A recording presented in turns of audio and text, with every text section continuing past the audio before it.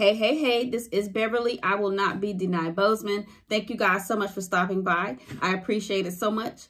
Be sure and share this broadcast with your friends and your family. Be sure to like and subscribe to the channel and turn on the notification bell so that you'll know when I drop a new video. And again, thank you for stopping by.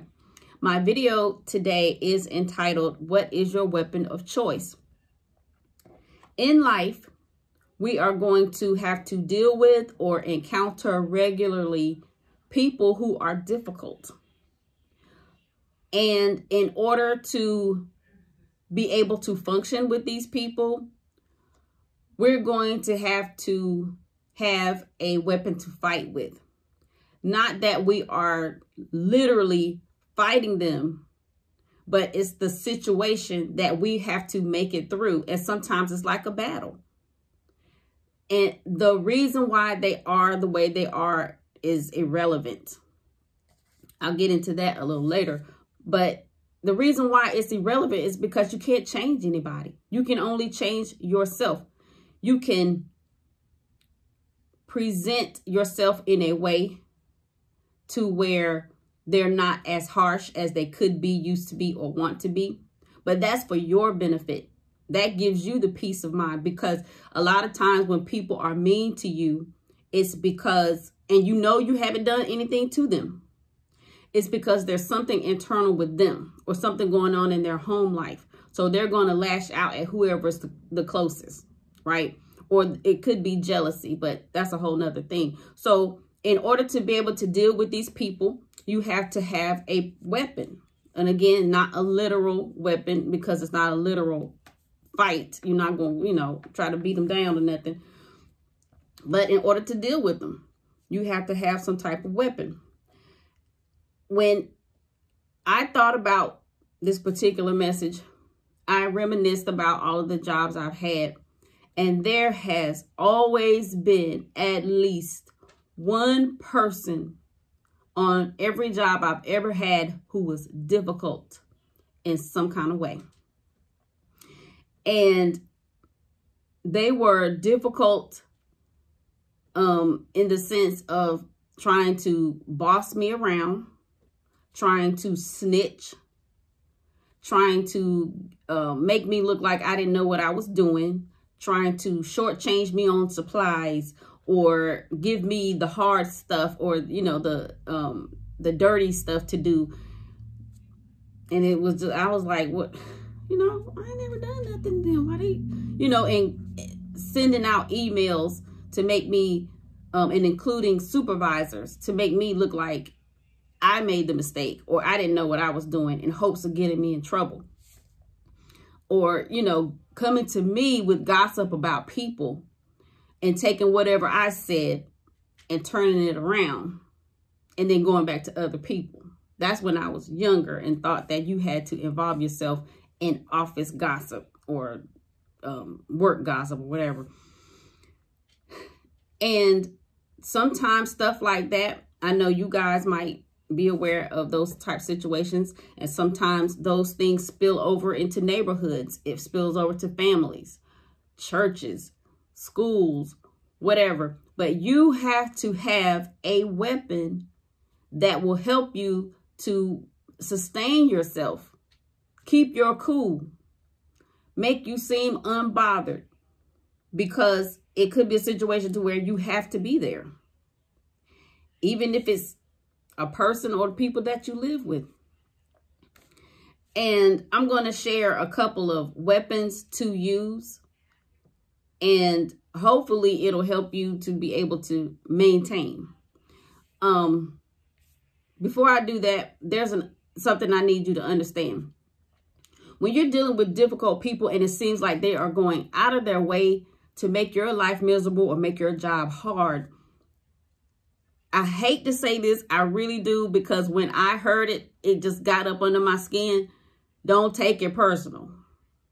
But it's like, how can you not take it personal? Because, they're targeting you. They're doing and saying things on purpose to make you lose your job, or to make the family see you in a bad way and make them look like the angel. How can you not take it personal? And I always hated that saying when it came to those types of situations, because I felt like people were telling me I need to do something about it, but they weren't doing anything to stop those folks or expose those folks. You know, they were coming at me and trying to make me do all the work, but letting them have their way. And I hated that saying in those type of situations. And as I got older, I have come to realize is that those folks are going to be who they're going to be. They're going to do what they're going to do. The focus should be on you, because it could be a test. It could be a case of where they're never going to change. And if you don't take control of the situation, you're going to be miserable just like them. That's what I have come to realize when people say don't take it personal. I used to take it, you know, in a bad way, but it kind of makes sense. If you don't take it personally, it can't get down in you. And you might look at it like, if you were not working that particular position, whoever was working that particular position, they could probably do it to them. If you were to disassociate yourself with those folks or that person in your family, how can they do or say anything? If you change churches or you stop going to certain events when you know people are going to be there because it's better for you, how can they keep doing anything? I mean, if they're just plain old evil, they'll find a way, but that'll make them look stupid. So it's always about you doing what it is that you have to do to make yourself stronger in that situation. Mary J. Blige has this song called Work That. Go check it out. You can go to Apple Music. I think it might be on Spotify. You can go to YouTube and even see, you know, a video for that. And she has a phrase where she says, let them get mad. They're going to be, wait, let me say it right. Let them get mad. They're going to hate anyway. Don't you get that? They're not happy because they're not happy with themselves. And I listened to that song and I was like, if that ain't the truth, that is the absolute truth. And she also talked about you can go along with their plan. It don't matter. They're going to be mad anyway. So don't conform or bow down to these folks, because it doesn't matter what you do or what you say. They're still going to be mad at you because they're mad within themselves, or they have some things going on. And, you know, they're just bullies, or they're just miserable. So they want everybody to be miserable too. And I know that I worked somewhere and I was in my mental and spiritual, emotional transformation. And because I used to be a real pessimistic kind of person. And I used to be, you know, whatever, I don't care. And then I started to be more optimistic. And when people would say good morning, I would say good morning back. And I have something positive to say.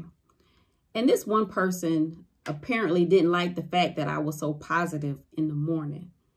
And I wasn't chipper cheerleader or anything like that. I just wasn't negative. I wasn't like, ugh, I know it's another Monday. Golly, here we go. You know, just what it was what it was. They didn't like the fact that I was that way.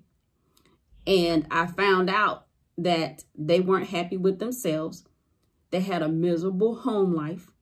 And they couldn't stand the fact that somebody was happy on a job. And, you know, you ain't supposed to be happy on your job. You're supposed to be miserable. You're supposed to be talking about management, how they treat you wrong, and how the workload is horrible, and how your other coworkers are raggedy bums. And, you know, I didn't do that. And they didn't like me for that. So every chance they got to try and point out anything that I did wrong, point it out to management, they did it. And I never retaliated. And I think that pissed them off even more. And I was like, huh. So being neutral when it comes to being attacked was my weapon.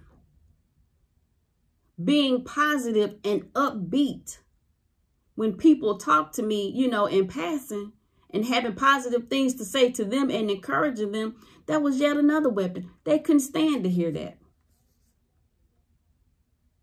That was my weapon. So your weapon should be mental, spiritual, physical, emotional. And this is stuff that you do for you. Some people will encourage you to go out of your way to be nice to the people or the person who's doing you wrong. I ain't there yet. I'm going to go ahead and, you know, be honest about my mess right now. I ain't there yet. Now, I know when God is talking to me, and if God tell me to do something nice for somebody who ain't treat me nice, I'll do it. I will. And I'm going to have the right attitude, because there's reward in obedience, if nothing else but peace. There is reward that comes along with that. But to go out of my way to be nice to somebody, kill them with kindness, I ain't there yet. So I'm going to work on me when it comes to being in the battle. I'm going to my weapons are for me. And I'm going to give you some weapons that I use. And of course, you got to, you know, do what you got to do. And it's got to be, it can't be illegal, can't be immoral, unethical. It just can't. So I use prayer. I talk to God all day. I don't just get up in the morning and fall down on my knees and pray. I talk to God throughout the day. That's, you know, that's how my prayer life is. So prayer helps. You can use memories, things that happened in the past that make you feel good. You know what I'm saying? That puts you at peace. That gives you a sense of joy. And you don't have to tell people what it is that you're thinking about. And it changes your state of mind. It changes your chemistry to where you're upbeat or you just feel so peaceful. Future goals. Thinking about something that you're going to do in the future or something that's waiting for you. That can kind of put an internal smile on your face. Some people hate to even see you smile. Like, what you smiling for? What you so happy for? And they're going to come at you even harder. If you know that's the case and you just prefer not to have to get into it with them because they see you smiling, you can smile on the inside. Or if you like, okay, I'm not going to stop smiling because they don't like to see me smile. Think about your future goals and you smile as big as you can. Smile like you at the doctor or the dentist office. Just go ahead and grin. And another thing, one of my most favorite weapons is laughter. Now, I ain't saying being in front of people and you holding your side and hollering and screaming and all that stuff. I ain't saying do all that. Save that for the privacy of your home or on your, if you get a long lunch break and you can go to your car, go and laugh in your car. And when you get out, you are equipped for the second half of the day. Or when you get home or before you go, wherever it is that you need to go, you're going to deal with some funky people at a family reunion. Get your laugh on the way, child, whatever. And I don't even know the specifics, so I ain't going to lie about it. I haven't read and done the research on the power of laughter when it comes to healing the body. Some chemicals that are released. I think it's some type of endorphins or something. I don't even remember what it's called, but it's some type of chemicals that are released in your body when you laugh. And they're the good chemicals. And music. Like I was listening to Mary J. Blige this morning. I don't really listen to a lot of music, but I felt like listening to her today. That's my weapon for today. Won't go into any specifics, but that's my weapon for today. And I listened to a couple of her songs and I got what I needed. So I'm going to have those words rolling around in my head today. And restraint is another weapon. Nobody has to know. Nobody has to know that you're using restraint, because some people they're just so evil and so miserable and so rotten that they will pinpoint you as their scapegoat, because they know that what they do will make you feel bad. And to see pain on you gives them pleasure, just because they're evil like that. Or they're just so miserable in their lives that they want to see somebody else suffer for a change. Or just pain is all they know. Pain has become such a friend to them that it's pleasurable. As crazy as that sounds, some people have grown accustomed to pain, feeling it. So when they see it on other people, it makes them feel better. And that's why they do the stupid things that they do. They don't want to see you happy. They want to see you miserable because it makes them feel good. Stupid, I know. But that's just what it is. And if you have restraint and you don't respond in a negative way, you can't give them what they want. And that makes them miserable. So that's your way of getting back at them. I don't know about the be kind and show them kindness and, you know, offer them drinks. And, you know, if you're drinking something, offer them some of your drink. And I don't know. I don't know about that. I'm not telling nobody not to do it, but I ain't there yet. Hold the door open for somebody that you know, you're coming through the door and they're right behind you, or they're coming. Hold the door open for them and be nice to them. And you know, they hate your guts. I can't prescribe that type of pill. Now, if you feel like you want to try it and it works, or you just want to do it because you feel like it's the right thing to do, go ahead. I would be a fraud. I would be a pure defied fraud if I told you to do that, because that's not what I do. That's not for me. It might be sometime down the road. I feel like my lane is dealing with me because I know me. I'm not there yet. Now, God put it on my heart and say, you know, speak to this person. Don't sit there and act like you don't see him. He's done that. He's done that on the job, honey. And I've spoken to the person. They just act like they was finna die if they cracked their dry, crusty lips to speak back. Jesus, well, I did it anyway. I did it anyway. I didn't win no money behind it. It make my children act right. Didn't help me lose no weight, but I was obedient, and I did it. I did it, child. But anyway, so wrapping it up, your weapons need to be something for you. We're gonna let those folks be those folks, because I believe with everything I got that they're not gonna keep picking on you. They not. I already told you, we at the back of the line, God gonna move us up to the front, right? But they can't keep messing with you. They just can't do it. And we don't have to worry about getting them back.